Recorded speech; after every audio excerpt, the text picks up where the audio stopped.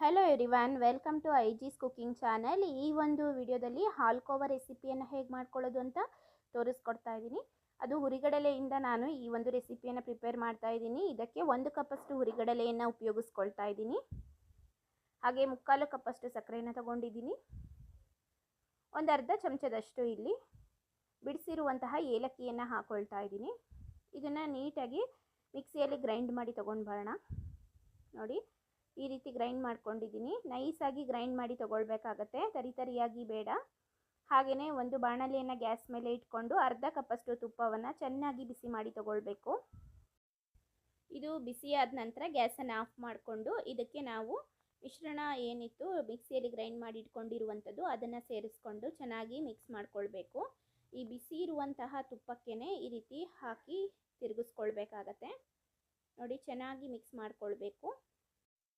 ಇದು ಬಿಸಿಯಾಗಿ ಇರುವಾಗಲೇ ಇದನ್ನು ಒಂದು ಮೌಲ್ಡಿಗೆ ಹಾಕಿ ಚೆನ್ನಾಗಿ ಸೆಟ್ ಮಾಡಿ ಇಟ್ಕೊಳ್ಬೇಕಾಗತ್ತೆ ನಾವು. ನೋಡಿ, ಇದೀಗ ರೆಡಿಯಾಗಿದೆ. ಇದನ್ನು ನಾನು ಮೌಲ್ಡಿಗೆ ಶಿಫ್ಟ್ ಮಾಡ್ಕೊಳ್ತೀನಿ. ನೋಡಿ, ಈ ರೀತಿ ಚೆನ್ನಾಗಿ ಒಂದ್ಸರಿ ಮಿಕ್ಸ್ ಮಾಡ್ಕೊಳ್ಬೇಕಾಗತ್ತೆ. ನಂತರ ನೋಡಿ, ಈ ರೀತಿ ಇದಕ್ಕೆ ತುಪ್ಪ ಅಥವಾ ಎಣ್ಣೆಯನ್ನು ಸವರ್ಕೊಂಡು ಬಟರ್ ಪೇಪರನ್ನು ಇಟ್ಕೊಂಡು ಈಗ ರೆಡಿಯಾಗಿರುವಂತಹ ಮಿಶ್ರಣವನ್ನು ಇದಕ್ಕೆ ಹಾಕ್ಕೊಳ್ತಾ ಇದ್ದೀನಿ. ನಿಧಾನವಾಗಿ ಇದನ್ನು ಈ ಒಂದು ಮೌಲ್ಡಿಗೆ ಹಾಕ್ಕೊಳ್ಳೋಣ. ತುಂಬ ಈಸಿಯಾಗಿ 5 ನಿಮಿಷ ಸಾಕು ನಾವು ಈ ಒಂದು ಸ್ವೀಟನ್ನು ಮಾಡ್ಕೊಳ್ಳಿಕ್ಕೆ.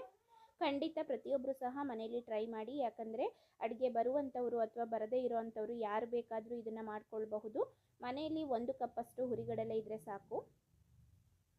ನೋಡಿ, ಈ ರೀತಿ ಸೆಟ್ ಮಾಡಿ ತೊಗೊಂಡಿದ್ದೀನಿ.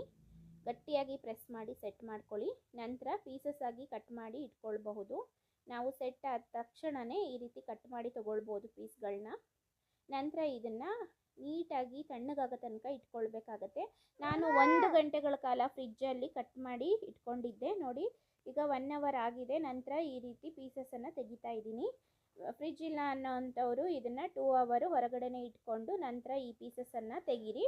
ತುಂಬ ಈಸಿಯಾಗಿ ಮಾಡ್ಬೋದು. ನೋಡಿ, ತುಂಬ ಚೆನ್ನಾಗಿ ಬರ್ತಾ ಇದೆ ಕಟ್ ಮಾಡಿರುವಂತಹ ಒಂದು ಪೀಸಸ್ಗಳು. ಮನೆಯಲ್ಲಿ ಚಿಕ್ಕವರು ದೊಡ್ಡವರು ಎಲ್ಲರೂ ಸಹ ತುಂಬ ಇಷ್ಟಪಟ್ಟು ತಿಂತಾರೆ. ನಾವು ಚಿಕ್ಕವರು ಇದ್ದಾಗ ತಿಂದಿರುವಂತಹ ಒಂದು ಹಾಲ್ಕೋವಾ ರೆಸಿಪಿ ಇದು. ಈಸಿಯಾಗಿ ಮಾಡ್ಕೊಳ್ಬಹುದು. ಇದನ್ನು ಮೈದಾದಲ್ಲೂ ಸಹ ಮಾಡ್ಕೊಳ್ಬಹುದು. ನಾನು ಹುರಿಗಡಲೆಯಲ್ಲಿ ಮಾಡಿ ತೋರಿಸಿದ್ದೀನಿ. ತುಂಬ ಚೆನ್ನಾಗಿ ಬಂದಿತ್ತು, ಹೆಲ್ದಿ ಕೂಡ ಹೌದು. ಇಷ್ಟ ಆದರೆ ಲೈಕ್, ಶೇರ್, ಸಬ್ಸ್ಕ್ರೈಬ್ ಮಾಡಿ ಸಪೋರ್ಟ್ ಮಾಡಿ. Thank you.